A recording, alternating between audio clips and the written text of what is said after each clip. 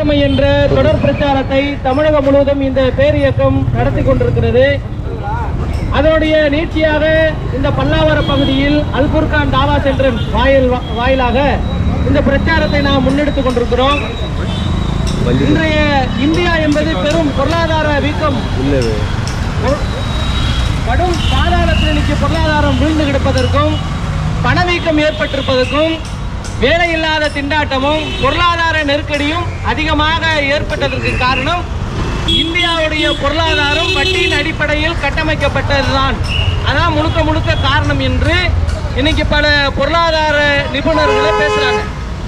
அப்ப இன்னைக்கு வட்டியின் அடிப்படையில் இந்த பொருளாதாரம் இயங்குவதால் இந்த வட்டி மனிதர்களுக்கு நன்மை செய்வதற்கு பதிலாக மனித சமுதாயத்தை அழிவு பாதையில இன்னைக்கு இழுத்து சென்று கொண்டிருக்கிறது.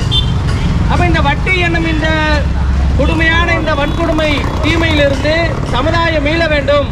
வட்டி இல்லாமல் மனிதர்களுக்கு மனிதர் கொடுத்து உதவக்கூடிய தயால குணமும் தான தர்மம் செய்யக்கூடிய பெருந்தன்மையும் வட்டி இல்லாத அடிப்படையில் கடன் கொடுக்கக்கூடிய மனிதாபிமானம் என்னைக்கு மனித சமுதாயத்தில் மேலோங்குகிறதோ அன்னைக்குதான் இந்த மனித இனம் உருப்படும், இந்தியா வளரும். அதுதான் உண்மையான இந்தியாவுடைய வளர்ச்சி என்று சொல்லலாம். இதை எப்படி நான் உங்களுக்கு எடுத்து சொல்றேன்னா, இன்னைக்கு இந்தியாவில் நம்ம எந்த ஒரு சாமான் வாங்க போனாலும் சரி, விலைவாசி ஏறிடுச்சு, நம்ம எந்த பக்கம் போனாலும் நமக்கு போதிய வருமானம் நமக்கு பத்தல, வேலை வாய்ப்பு இல்லை, பணவீக்கம், அது ரூபா வீழ்ச்சி, அப்படிலாம் நம்ம பேசிக்கிறோம். ஒரு 500 ரூபா கொண்டு போய் மார்க்கெட்டில் மாற்றினா கூட நமக்கு ஒரு சாமான் வாங்கிட்டு அதுக்கு சில்லறை வாங்க முடியல. அவ்வளவு விலைவாசி இன்னைக்கு விண்ணை முட்டக்கூடிய அளவுக்கு விலைவாசி உச்சத்தில் இருக்கு. இதற்கெல்லாம் காரணம் என்னன்னு கேட்டா, இந்திய அரசாங்கம் கவர்மெண்ட்டை நடத்துறதுக்கு தன்னுடைய வருமானத்துக்கு கீழே பட்ஜெட் போட்டு கவர்மெண்ட்டை நடத்தாம உலக வங்கியிடத்திலிருந்து சர்வதேச நிதியிடமிருந்து லட்சக்கணக்கான கோடிகளை வட்டிக்கு கடனாக வாங்கி இங்க நிர்வாகம் பார்க்கிறாங்க. சரி, மக்களுக்கு தொண்டு செய்வதற்காக ஏழை எளிய மக்களுடைய முன்னேற்றத்துக்காக வாங்குறாங்கன்னா அதுவும் கிடையாது. ஊதாரி செலவுக்காக, தேவையற்ற செலவு, வீண்விரையும், ஆடம்பரம், இது போன்ற செலவுக்காக உலக வங்கியிடம் இருந்து லட்சக்கணக்கான கோடிகள்ல அரசாங்கத்திடம் இருந்து கடன் வாங்கி அந்த கடனுக்கே வட்டி கட்ட முடியலன்னா பாருங்க, உலக வங்கிகிட்ட கடன் வாங்குறாங்க இந்திய அரசாங்கம். அந்த கடனுக்கு வட்டி கட்ட முடியாம அந்த வட்டிக்கு இன்னொரு இடத்துல போய் வட்டிக்கு கடன் வாங்குறாங்க. அப்ப வட்டிக்கு கடன் வாங்கி வட்டியை கட்டக்கூடிய நிலையில தான் இந்திய அரசாங்கத்துடைய பொருளாதாரமே இருக்கிறது. எந்த அளவுக்கு கேட்டா, ஒரு வாழை 20 பைசா வட்டி கட்டுறாங்க. நம்ம இந்திய அரசாங்கம் ஒரு வாழை 20 பைசா வட்டி கட்டுறாங்கன்னா 40 லட்சம் கோடி பட்ஜெட் போடுறாங்கன்னு வைங்க. அப்ப எவ்வளவு வட்டி கட்டுறாங்க? உலக வங்கிக்கு எவ்வளவு வட்டி கட்டுறாங்க? 10 லட்சம் ரூபாய், 10 லட்சம் கோடி வட்டி கட்டுறாங்க. இவ்வளவு வட்டி கட்டினா ஒரு நாடு நிர்வாகம் செய்ய முடியுமா? அப்ப நாட்டு மக்களை, ஏழை எளிய மக்களுக்கு வேலை வாய்ப்புகளை உருவாக்கி தர முடியுமா? பஞ்ச பராதிகளை, ஏழ்மை நிலையில் உள்ள மக்களை முன்னேற்ற பாதையில கொண்டு போக முடியுமா? வறுமையை ஒழிக்க முடியுமா? பசி பட்டினியை இல்லாம இந்தியாவை உருவாக்க முடியுமானா முடியாது. ஏன்னா வட்டியின் அடிப்படையில பொருளாதாரம் இயங்குறதுனால வட்டி கொடுக்கறதுக்கே இன்னைக்கு அரசாங்கத்தால முடியல. இப்படி வட்டி கட்டுறதுனால அரசாங்கம் என்ன செய்யறான்னா, பொதுமக்களாகிய நம்ம தலையில கொண்டு வந்து அந்த வட்டியை வைக்கிறான். இப்ப நம்ம வாங்க போற ஒரு சிப்ஸ் பாக்கெட்டா இருக்கட்டும், ஒரு டீயா இருக்கட்டும், ஒரு பிரியாணியா இருக்கட்டும், ஒரு காய்கறியா இருக்கட்டும், அரிசி பருப்பா இருக்கட்டும், அல்லது எண்ணெய் பாக்கெட்டா இருக்கட்டும், எதுவா இருக்கட்டுமே, எதுவா இருந்தாலும் அந்த பொருள்ல ஜிஎஸ்டின்னு ஒண்ணு போடுறானா, அந்த ஜிஎஸ்டில அவன் கட்டக்கூடிய வட்டியை சேர்த்துதான் போடுவான். அப்ப அரசாங்கம் கட்டக்கூடிய வட்டியை நம்ம தலையில கொண்டு வந்து போட்டுட்டான். இன்னைக்கு ஒவ்வொரு குடிமகனுடைய தலையிலையும் 1.25 லட்சம் ரூபாய் கடன் இருக்கு. ஒவ்வொருத்தருடைய தலையிலையும் 1.25 லட்சம் கடன். நம்ம உலக வங்கிகளுக்கு, சர்வதேச நிதியத்திற்கு, ஒரு தனி மனிதனுடைய தலையில 1.25 லட்சத்தை இந்த மத்திய அரசாங்கம் போட்டிருக்கிறாங்க. அப்ப இப்படி ஊதாரி செலவுக்கும் நிர்வாக திறமையற்றவர்கள் இன்னைக்கு அரசாங்கத்தில் உட்கார்ந்து கூட என்ன செய்யறாங்க, வட்டிக்கு மேல வட்டி வாங்கி நாட்டை பொருளாதார நிலை குலைந்து இன்னைக்கு டாடா போன்ற பெரிய பெரிய பாரம்பரியமிக்க நிறுவனமே சொல்றான், இந்தியா உலக அரங்கில நம்பிக்கை இழந்து விட்டது. பல உதிரி பாகங்கள் தயாரிக்கக்கூடிய தொழிற்சாலைகளை இழுத்து மூடிட்டு போயிட்டான். டாடா நிறுவனத்துல வேலைக்கு எடுத்த ஆட்களை கூட வேலையை விட்டு நிறுத்துறான். பல நூற்பாலைகள் எல்லாம் நூல் தயாரிக்கிறாங்களே, நூற்பாலைகள், உதிரி பாகங்கள், தொழிற்சாலைகள், இப்படி ஏகப்பட்ட தொழிற்சாலைகள் எல்லாம் கடந்த 15 வருடங்களாக இழுத்து மூடப்படுகிறது.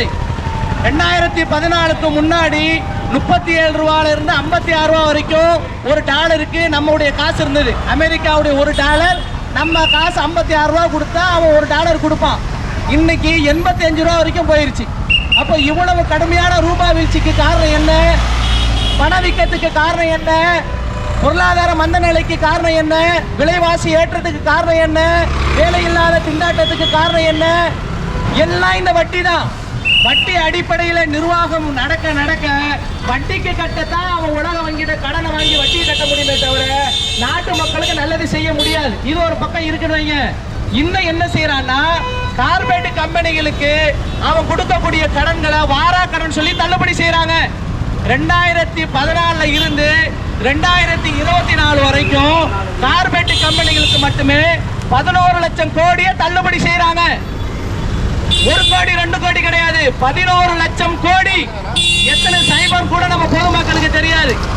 11 லட்சம் இல்ல, 11 லட்சம் கோடிய மாறாக்கடன் சொல்லி அதானி அம்பானி இது போன்ற பெரிய பெரிய முதலீட்டு தள்ளுபடி செய்யறான். யாரு? பேங்குக்காரன். நீங்க போய் ஒரு பெட்டி கடை வைக்கணும், ஒரு மளிகை கடை வைக்கணும், பேங்க்ல லோன் கொடுங்கன்னு லோன் வாங்குறீங்க. உங்களுக்கு லோனை கொடுத்தா அந்த மாதிரி தள்ளுபடி செய்வானா? ஒரு விவசாயி உரத்துக்காண்டி அவன் நிலத்தை சாகுபடி செய்வதற்காக அரசாங்கத்திட்ட போய் வட்டிக்கு கடன் வாங்குறான். வட்டி கட்ட முடியல, முதலையும் கொடுக்க முடியல. ஐயோ பாவம் விவசாயி, இவர் விவசாயம் பண்ணி தான் உலகமே சாப்பிடுது, அதனால இந்த விவசாயிக்கு தள்ளுபடி செஞ்சிருவானா பேங்க்காரன்? செய்ய மாட்டான். வருஷத்துக்கு 2 லட்சம் கோடிய கார்பரேட் முதலாளிகளுக்கு அவன் வாங்கின அசலையும் வட்டியும் நீ தர தேவையில்ல, தள்ளுபடி பண்றான். 2 லட்சம் கோடி தமிழ்நாட்டுக்கு ஒரு வருஷத்துடைய பட்ஜெட் பணம். ஒரு வருஷத்துடைய தமிழ்நாட்டுடைய பட்ஜெட் பணத்தை கார்பரேட் முதலாளிகளுக்கு மத்திய அரசாங்கம் தள்ளுபடி செய்யறான். அப்ப பட்ஜெட் என்ன? இப்ப ரோடு போடுறது, பள்ளிக்கூடம் கட்டுறது, மருத்துவமனைக்கு மருந்து வாங்குறது, அப்ப ஊராட்சி நிர்வாகம், நகராட்சி நிர்வாகம், இதுக்கெல்லாம் செலவு பண்றாங்களே. இந்த பணம் 2 லட்சம் கோடி ஒரு வருஷத்துக்கு தமிழக பட்ஜெட். அதை ஒரு கார்பரேட் முதலாளிகளுக்கு ஒரு வருஷத்துக்கு தள்ளுபடி செய்யறான். எவன் அப்போட்டு காசு? யார் சம்பாதிச்ச காசு? இந்த வெயிலையும் மழையில இருந்து கஷ்டப்படக்கூடிய பொதுமக்கள் நம்முடைய காசு. நாம வாங்குற ஒரு தீப்பெட்டி, கற்பூரம், நாம வாங்கக்கூடிய ஒரு பட்டாணி, வேர்க்கல்ல, முறுக்கு, டீ, பிரியாணி எதுவா இருக்கட்டும், நீங்க எதெல்லாம் வாங்கி சாப்பிடுறீங்களோ, அனுபவிக்கிறீங்களோ, உடுத்துறீங்களோ, அதுல வட்டி கட்டுறீங்க அரசாங்கத்துக்கு. நம்ம கிட்ட வட்டி வாங்குறான், ஜிஎஸ்டி வாங்குறான். இதெல்லாம் வாங்கி பெரும் முதலாளிக்கு கடனை கொடுத்துட்டு அவனுக்கு தள்ளுபடி பண்றான். நமக்கு போனா ஒரு கல்விக்கு ஒரு கடன் கொடுக்க மாட்டான், ஒரு வியாபாரத்துக்கு கடன் கொடுக்க மாட்டான், வறுமைக்கு கடன் கொடுக்க மாட்டான். இதையெல்லாம் செய்யாத பேங்க் நிர்வாகம் பெரும் முதலாளிக்கு தள்ளுபடி செய்யறான். இந்த மாதிரி நாட்டை வாழக்கூடிய மக்கள் நம்ம எவ்வளவு கவனமா இருக்கணும், எவ்வளவு விழிப்புணர்வா இருக்கணும். அப்ப வட்டிக்கு வாங்கி நம்ம குடும்பம் நடத்தினா நம்ம நிலைமை என்ன யோசிச்சு பாருங்க. நம்ம நாடும் சரியில்லை, நம்ம நாடும் பொருளாதாரத்தில் நிலகுலைஞ்சு போயிருக்கு. கிட்டத்தட்ட 70 வருஷத்துல இல்லாத அளவுக்கு இந்தியா பொருளாதார வீழ்ச்சி அடைந்திருக்குன்னு பொருளாதார நிபுணர்லாம் கவலைப்படுறான்.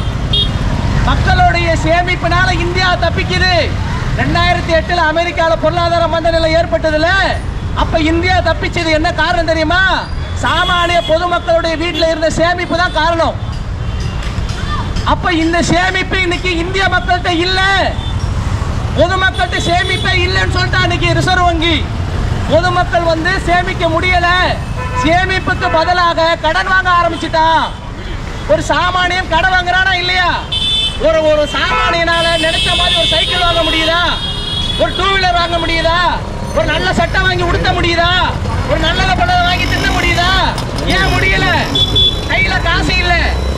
ஏன் காசு இல்ல? வருமானம் இல்ல. ஏன் வருமானம் இல்ல? வேலை இல்ல. ஏன் வேலை இல்ல? வேலை கொடுக்கிற தொழிற்சாலை இல்ல, தொழிற்சாலையை மூடுறான்.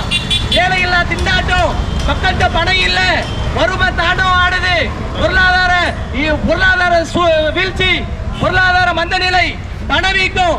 கடைசியில இன்னைக்கு நம்மளுடைய நிலைமை யோசிச்சு பாருங்க. இந்த நாடே இன்னைக்கு சோமாலியா மாதிரி போன்ற நாடுகளாக இந்தியா உருவாகி கொண்டிருக்கிறது. சோமாலியால என்ன தின்றான்? களிமண்ணு, அதை சுட்டு வரட்டியா தின்றான். அடுத்த சோமாலியாவை இந்தியா மாத்துறதுக்கு உண்டான எல்லா திட்டமும் நடக்கிறது. நாடு இந்த மாதிரி போகும்போது பொதுமக்கள் நாம என்ன செய்யலாம்? நாட்டை திருத்த முடியாது. ஏன்னா திருடன் கையில கொண்டு போய் சாவியை கொடுத்தாச்சு. இந்த திருடம் போனா இன்னொரு திருடம் வந்து உட்காருவோம், அவ்வளவுதான். பொதுமக்கள் நாம என்ன செய்யலாம்னா, நம்ம வரவு கேட்ட செலவு செய்யுங்க, நம்ம ஆடம்பர செலவு குறைங்க, பொருளாதாரத்தை வீண்வரைய செய்யாதீங்க, தேவையில்லாம கண்ணுல பாட்ட சாமானை எல்லாம் வீட்டுல வாங்கி குவிக்காதீங்க.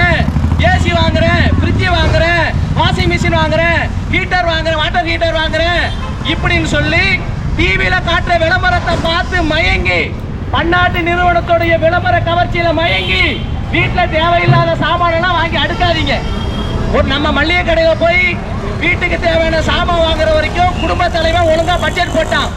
எப்ப போய் இந்த சூப்பர் மார்க்கெட்ல போய் சாமான் வாங்க போனானோ, இவன் 5000 ரூபாய்க்கு வாங்க போனா 10000 ரூபாய்க்கு சாமான் எடுத்து வருவான், 500 ரூபாய்க்கு சாமான் எடுக்க போனா 2000 ரூபாய்க்கு சாமான் எடுத்துட்டு வருவான். ஏன்? மனிதனை பார்த்த உடனே மயக்கக்கூடிய கவர்ச்சிகரமான பொருட்கள் கண்ணு முன்னாடி அடுக்கி வச்சிருக்கு. அது குறித்து ஒரு நாளைக்கு நூற்றுக்கணக்கான விளம்பரங்கள் டிவியில, செல்போன்ல. ஒரு செல்போன்ல ஒரு மருத்துவம் குறித்து ஏதோ ஒன்று பாக்குறீங்க, உங்களை பார்க்க விடுறானா, இந்த செருப்பு வாங்கு, இந்த ஷூ வாங்கி போடு, இந்த கண்ணாடி வாங்கு, இந்த சட்டை வாங்கு, இந்த பேஸ்ட் வாங்கு, இந்த பிரஷ் வாங்கு, இந்த பிளேடு வாங்கு. என்னடா எதைதான் வாங்க சொல்றீங்க? எல்லாத்தையும் வாங்கி வை, வீட்டுல தேவை இருக்கு இல்ல, எல்லாத்தையும் வாங்கி குமிச்சு போடு, கடைசியில கடன்காரனா நில்லு, வட்டி கட்டு. வட்டி கட்ட முடியலையா, கடைசியில தூக்குல தொங்கு. மதுரையில ஒரு குடும்பம் தூக்குல தொங்கினாங்களா இல்லையா? திருநெல்வேலியில வந்து தீ குளிச்சாங்களா இல்லையா? பேரணப்பட்டில விஷம் குடிச்சாங்களா இல்லையா? யாராவெல்லாம்? கார்பெட் முதலாளியா? எந்த கார்பெட் முதலாளி விஷம் குடிச்சான் வட்டி கட்ட முடியலன்னு? எந்த கார்பெட் முதலாளி தூக்குல தொங்கினா? எந்த கார்பெட் முதலாளி நாட்டை விட்டு ஓடி இருக்கிறான்?